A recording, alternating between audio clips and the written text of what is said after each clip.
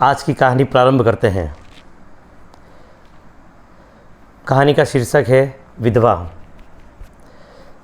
संगीता एक सामान्य मध्यम वर्गीय परिवार की, निम्न मध्यम वर्गीय कह सकते हैं, परिवार की एक कुशाग्र, अच्छी पढ़ी लिखी, पढ़ने में अच्छी होशियार युवती थी। पढ़ने में स्वाभाविक होशियार थी ही, पर घर की एक स्थिति जैसी थी उसके अनुसार सामान्यतः ग्रेजुएशन कराते हैं बच्चियों को, तो पिताजी ने उसको निकट के कॉलेज के अंदर आर्ट्स दिलाई और उसमें उसकी पढ़ाई की, एडमिशन कराया। संगीता पढ़ने में होशियार थी, अतः नंबर बहुत अच्छे लाती थी। लगभग प्रतिवर्ष कॉलेज टॉप वो करती थी। बीए पूरी हुई, बीए के बाद क्या करें, तो पिताजी ने, जिसे सामान्य परिपाटी होती है, उसकी बीएड कराने की सोची और प्री बीएड की परीक्षा दी और उसमें पास हुई। पास होकर बीएड प्रारंभ कर दी। बीएड चल ही रही थी, तभी घर वालों ने विवाह के बारे में सोचा।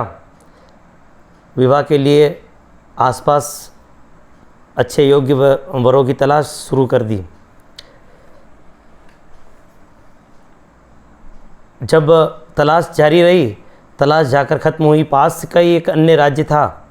उस राज्य के अंदर एक समान जाति की, समान जीवन स्तर के एक परिवार में उसका विवाह की सोची। जब आपस में दोनों परिवार एक दूसरे से मिले तो दोनों को परिवार दोनों ठीक लगे और विवाह का लगभग फाइनल कर लिया उन्होंने कि विवाह करेंगे। दोनों बच्चों से पूछा तो दोनों की भी सहमति हो गई थी। चूँकि पढ़ने में होशियार थी, सुंदर भी थी, तो लड़के वाले को भी पसंद आना स्वाभाविक था। संगीता के जो होने वाला ससुराल था, पति एक निजी फर्म थी, उस फर्म में एक कर्मचारी था। कोई बहुत ज़्यादा पढ़ा लिखा या बहुत ज़्यादा बड़ी पोस्ट पे नहीं था, परंतु ठीक ठाक गुजारा हो जाए इतना कमा लेता था। ससुर जी और सासू जी दोनों ही उस जो राज्य के अंदर जिस शहर में वो रहते थे, वहाँ पर कलेक्ट्री में दोनों की नौकरी थी। ससुर जी बाबू थे और उसी कलेक्ट्री के अन्य डिपार्टमेंट के अंदर सासू जी भी ऑफिस में बाबू थी। सासू जी की पोस्टिंग सामान्यतः कलेक्टर के साथ उसके नीचे जो भी ऑफिस होता उस ऑफिस में रहती थी। विवाह संपन्न हुआ। विवाह के बाद गृहस्थी आराम से चल रही थी। समय निकला और एक दिन की बात है, संगीता का पति अपनी फैक्ट्री से घर आ रहा था तो रास्ते में एक एक्सीडेंट हुआ। एक्सीडेंट के अंदर उसकी मृत्यु हो गई। मानो संगीता के ऊपर दुखों का पहाड़ टूट गया। अभी 3 या 4 महीने तो हुए थे शादी को, और 4 महीने में इतनी बड़ी विपत्ति उसके ऊपर आ गई। रो रो कर आंखें सुझा दी उसने। सासू जी ससुर जी कभी सांत्वना देते, घर के अंदर चूँकि छोटा देवर भी था, देवर भी कभी चुप करा था, और जैसे तैसे समय निकलना शुरू हुआ। 2 महीने निकले होंगे और ससुराल के जो सासू जी और ससुर जी है, उन्होंने अपना रंग दिखाना शुरू कर दिया। बात बात पे ताने कसना, व्यंग्य कसना, उसको कहना कि तू मेरे बेटे को खा गई, तूने मेरे बेटे को ख़त्म कर दिया। उसको कुछ गंदी बातें, गंदी शब्दों का प्रयोग करता है। कभी जाकर माँ बाप से बोलती संगीता की घर के अंदर ये स्थिति आ रही है, तो सामान्यतः जैसे सभी परिवारों में होता है, माँ बाप कहते हैं कि बेटी ससुराल में तेरे को जैसे तैसे करके निकालना है। उनके साथ अभी दुर्घटना हुई, हो सकता है वो संभलने में उनको समय लगे, पर तू सब्र कर, तेरे को ज़्यादा रिएक्शन नहीं देना है और तू सहन कर। संगीता पुनः जाती और उनके बीच में रहती।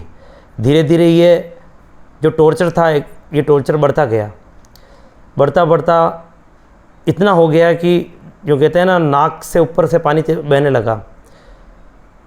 छोटी छोटी बातों पर झगड़े आए दिन होने लगे, पर वो इग्नोर करती, सुनती, कभी इस कान से सुनती, इस कान से निकाल देती। हद तो तब हो गई जब एक दिन भोजन कर रही थी वो संगीता, और सासू जी ने आकर उसके हाथ, थाली में रोटी पड़ी थी, उसको उठाया और उठा कर बोला कि देख, इतना घी तेरे बाप या तेरे पिताजी के घर से लाई तू, इतना घी इसमें डालकर खा रही है, तेरे को पता चलता नहीं कैसे कमाई होती है। और साथ में जब उसने बोला नहीं माँ जी, ये तो सभी की जो रोटी थी उनमें से मैंने नीचे से 2 रोटी ली है, तो मेरे ऊपर तू जवाब दे रही है, और उसके ऊपर मानो टूट पड़ी। जैसे तैसे करके संगीता ने अपने आप को बचाया और जाकर रोटी खानी छोड़कर जाकर अपने कमरे में सो गई। पूरी रात लगभग रोती रही वह। उसने सोचा कि अब यहाँ रहना असंभव है, अब मेरे को यहाँ से जाना ही पड़ेगा। सुबह जब उठी तो उठकर जैसे ही मुंह धोकर नीचे उस कमरे में आई, सामने सासू जी जैसे ही आए तो पुनः जैसे रात की जो लड़ी उन्होंने रोकी थी वहीं से वापस शुरू कर दी, और शुरू करके वापस उसी तरह टेप रिकॉर्ड जैसे होती है वैसी बातें शुरू हो गई। संगीता से रहा नहीं गया। उसने कहा कि मैं मेरी पिताजी के घर पे जा रही हूँ। पिताजी के, तेरे बाप के घर पे जा रही है, घर पे जा, पर वापस आने की ज़रूरत नहीं है, तुरंत अभी जा। संगीता अपने थैला लेकर, जो भी सामान थे लेकर वहाँ से रवाना होने वाली। कहाँ जा रही? रुक। थैला देखा, थैले के अंदर कोई चोरी करके तो नहीं ले जा रही कुछ सामान? देखा घर के उसके कपड़े के अलावा कोई था नहीं, और वो लेकर वहाँ से रवाना हो गई। जब माँ के घर पे पहुँची, दूसरे दिन स्वाभाविक अन्य राज्य में था तो जाने में समय लगा। दूसरे दिन पहुँची तो माँ ने, पिताजी ने बोला कि अचानक कैसे आई तू? पहले तो कुछ बोली नहीं, जैसे ही माँ का स्नेह भरा हाथ उसके सिर पर आया तो फूट फूट कर रोने लगी। क्या हुआ, क्यों रो रही है, क्या बात हुई? ऐसे कई प्रश्न उसकी माँ ने एक साथ उसके ऊपर कर दिए।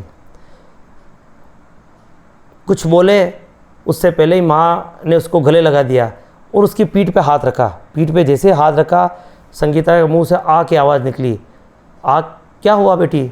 और जैसे ही उसने, माँ ने हाथ देखा तो माँ के हाथ पर कुछ हल्का हल्का पानी जैसा आया। देखा तो कुछ लाली माली हुआ, कुछ पीछे देखा तो उसके पीछे कंधे के पास में एक बड़ा खरोच पड़ी हुई थी। ये खरोच कहाँ से लगी बेटी तेरे को?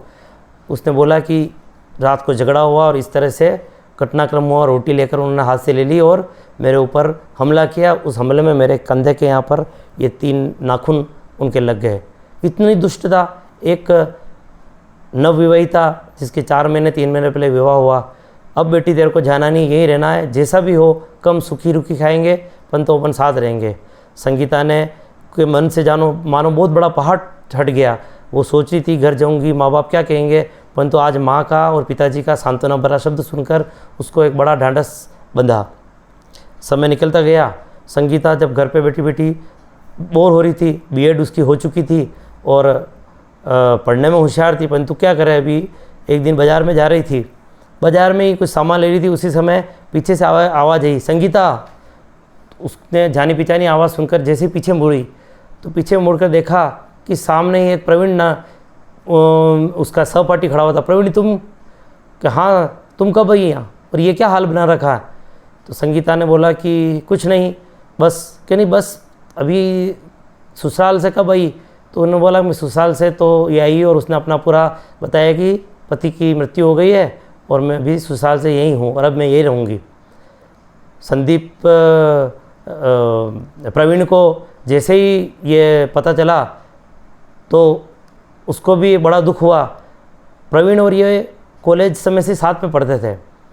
प्रवीण पढ़ने में ठीक ठाक था, संगीता बहुत होशियार थी, जान पहचान थी, दोनों कभी कभी बातचीत भी करते थे, परंतु एक ठीक ठाक दोस्ती थी। बहुत अच्छी घनिष्ठता तो नहीं थी, परंतु आपस में परिचय अच्छा था। साथ में वो ले गया प्रवीण और उसने बोला कि क्या कर रही हो अभी? तो उसने बोला कुछ नहीं। तो क्यों, तुमने बीएड कर रखी है, पढ़ाई कर रखी है, इतनी पढ़ने में होशियार हो? तुम मेरा ही विद्यालय में, मैं नौकरी करता हूँ एक प्राइवेट विद्यालय में, मैंने भी नेट क्लियर कर ली है और जब तक जॉब की तलाश कर रहा हूँ तब तक मैं प्राइवेट एक विद्यालय है वहाँ पर अंग्रेजी पढ़ाता हूँ, तो तुम भी आओ, तुम वहाँ पढ़ाई करो। हाँ नौकरी लग सकती है कि क्यों नहीं लग सकती, तुम मेरे से ज़्यादा होशियार हो, मैं कल ही मेरे मैनेजमेंट से बात करता हूँ और तुम्हें बताता हूँ। प्रवीण ने गया और अपने मैनेजमेंट में बात की, उसके बारे में बताया, तो तुरंत उसको बुलाया गया, उसका इंटरव्यू हुआ और वो स्कूल के अंदर पढ़ाने लगी। स्कूल के अंदर पढ़ाई होती रही, पढ़ाई करते करते न जाने कब साथ साथ रहते एक दूसरे को दोनों अच्छे लगने लगे। प्रवीण ने एक दिन संगीता को कही दिया कि संगीता, मैं अगर आपको एक बात कहना चाहता हूँ, नाराज़ नहीं हो तो। उन्होंने बोला बोलिए क्या बात है प्रवीण? कि तुम अकेली हो और मैंने भी पढ़ाई अभी पूरी की है, मेरा भी अभी विवाह बाकी है, अगर तुम चाहो तो मैं तुम्हें जीवन भर अपना साथ देने के लिए तैयार हूँ, मैं तुम्हें विवाह के लिए प्रस्ताव देता हूँ। संगीता हतप्रभ रह गई। उसने बोला कि प्रवीण, मैं तो जिस दौर से गुजरी हूँ तो विवाह की कल्पना करना भी मेरे लिए संभव नहीं है, जिस टॉर्चर से मैं निकली हूँ।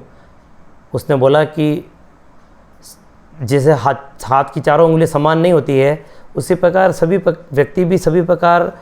सभी व्यक्ति एक समान नहीं होते हैं, तो तुम्हें अपने जीवन को नए सिरे से शुरू करना चाहिए। संगीता ने हामी भरी। घर जाकर माता पिता से प्रवीण ने बात की। माता पिता कुछ सोचे और उसके बाद जब संगीता से पूछा तो तैयार हो गए और उसका पुनर्विवाह उसका करा दिया। प्रवीण एक सामान्य छोटे से घर के अंदर रहता था, गांव के अंदर उसके माता पिता रहते थे, वो पढ़ाई के लिए शहर में आया हुआ था।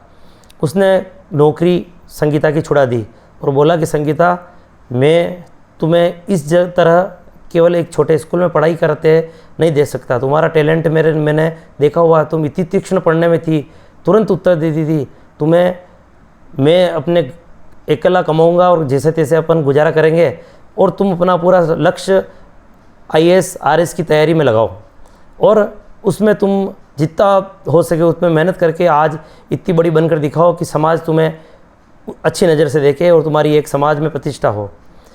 आनाकानी के बाद में संगीता ने खुद के ऊपर विश्वास हुआ और उसने तैयारी शुरू कर दी। जमकर तैयारी करी, लगभग साल भर निकल गया, साल 1.5 साल निकला और IAS RS दोनों की परीक्षा उसने भरी, फॉर्म भरे, परीक्षा दी और दोनों परीक्षाओं में पास हो गई। चयन करना था किस में जाए, तो IAS के अंदर जाने का IAS के अंदर जाने की रचना सोची और उसमें इंटरव्यू दिया। इंटरव्यू में पास हुई। पास होने के पास निकटतम शहर के अंदर एक नगर निगम के अंदर उसको एक अच्छी पोस्ट पे उसकी पोस्टिंग हुई और समय निकलता गया, लगभग साल भर 1.5 साल और निकला और उसकी पोस्टिंग उसी गांव के अंदर, उसी निकटतम जो राज्य था जहां उसका शादी हुई थी, उसी शहर के अंदर कलेक्टर के रूप में उसकी पोस्टिंग हुई। ये प्रकृति का या ईश्वर का विचित्र संयोग था कि जहाँ पर जलील होकर उसको निकाला गया, उसी शहर की प्रमुख बनकर वो वहाँ जा रही थी। ईश्वर भी कई बार व्यक्ति को मौका देता है कि आपके साथ जो गलत हुआ है, ये कहते हैं कि ईश्वर के यहाँ देर है पर अंधेर नहीं है, तो वो उन्होंने न्याय किया और उसको उस शहर के अंदर भेजा जहाँ पर उसको बाहर निकाला धक्का देकर। एक तरह से कलेक्टर साहिबा आने वाली थी पोस्टिंग के लिए। जब वो जाने वाली थी, तारीख तय हुई कि आगामी सोमवार के दिन नई कलेक्टर साहिबा अपना पदभार ग्रहण करने वाली। पद ग्रहण करने की गई, कालीन बिछी हुई थी, जाकर अपने ऑफिस में जैसे बैठी, ऑफिस में बैठी कुछ फाइल पे साइन कर रही थी। साइन करते ही इधर से एक आवाज़ आई, मैडम चाय। आँख ऊपर करके देखी तो आंखें बिना पलक झपकाए देखती रह गई। मैडम चाय बोलने वाले शब्द वही शब्द थे जिसने उसको चोरी करके घर से बाहर निकाला था, यानी उसकी सासू जी। जिस सासू ने उसको घर से बाहर निकाला था, आज वही चाय लेकर उसके सामने, मैडम चाय और पानी लेकर उसके सामने दृष्टि जमीन में गाड़े खड़ी हुई थी। काटो तो खून नहीं, यह स्थिति थी। आसपास सब लोग थे, वो देख रहे थे कि कलेक्टर साहिबा का सम्मान में जो ये बाई है ऊपर देख नहीं रही है, परंतु उनको ये पता नहीं था कि ये वही बाई है जिन्होंने इन कलेक्टर साहिबा को घर से बाहर निकाल दिया था। थोड़ी देर में जब परिचय हुआ स्टाफ का, तो सामने ससुर जी का भी, बाबू जो उस समय थे उनका परिचय हुआ। सल्यूट किया, उसके सामने नमस्कार करके लगभग आधे झुककर उन्होंने उसका अपना परिचय कराया। परिचय कराने के बाद छुट्टी हुई, दोनों एक साथ पास में आए और बोला कि बेटी मेरे हमें माफ़ कर दे, हम तुझे लेने तेरे घर पे आ रहे हैं। आए भी क्यों नहीं, अब तो बहू कलेक्टर बन चुकी थी, जो पहले कुछ नहीं करती थी आज कलेक्टर बन चुकी थी, सम्मान का पद था, पैसा था। तो पश्चाताप मन में तो शायद नहीं हुआ, परंतु उस पद और पैसे की लालसा उनको खींच लाई। जब उसके घर पे पहुंचने के लिए बोला उन्होंने, उस समय उसने कुछ नहीं बोला। कलेक्टर साहिबा ने घर पे पहुंची तो घर पे पहुंचकर देखा तो सामने एक युवक बैठे हुए थे। बहू ने परिचय कराया कि ये प्रवीण हैं, मेरे पति। तुम्हारे पति? कि हाँ मेरे पति। जब तुमने मेरे को घर से धक्के मारकर बाहर निकाला तब इन्होंने मेरा साथ दिया और मेरे को आज इस स्थिति में लाने के लिए यही व्यक्ति जिम्मेदार है। इन्हीं की वजह से आज मैं यहाँ पहुँची हूँ। दोनों को काटो तो खून नहीं, दोनों कुछ बोल नहीं सके, बस नमस्कार करके वहाँ से चल दिए। बस इतनी कहानी थी।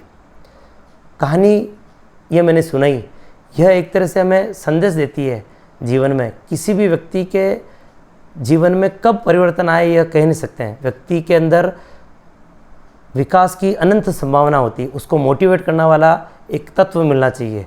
वह तत्व उसको प्रवीण के रूप में और सासू जी के टॉर्चर के रूप में मिला और उसने अपने जीवन को एक नई दिशा दी और एक जिलाधीश बनकर वहाँ पहुँची। जो एक साधारण गृहस्थी, एक गृहिणी बनकर घर में टॉर्चर हो रही थी, वो तो अपनी प्रतिभा, अपनी जो ज्ञान है उसका हमने उपयोग करना चाहिए और अन्याय का कभी सामना नहीं करना चाहिए। यही इस कहानी का संदेश है। आशा है आपको पसंद आई होगी। अगले बुधवार किसी नई कहानी, एक नए विषय के साथ आपके समक्ष उपस्थित होऊंगा। आशा है आप मेरा चैनल सब्सक्राइब कर रहे होंगे। अपने मित्रों, अपने मिलने वाले को, अधिकतम जनों को भेजें। उदयपुर के एक आपके मध्य का एक साथी अपनी नित्य नई कविता, कहानियाँ और अपनी चित्रकला की बारीकी आपको सिखा रहा है। आशा है इसमें आप सहयोग करेंगे। धन्यवाद।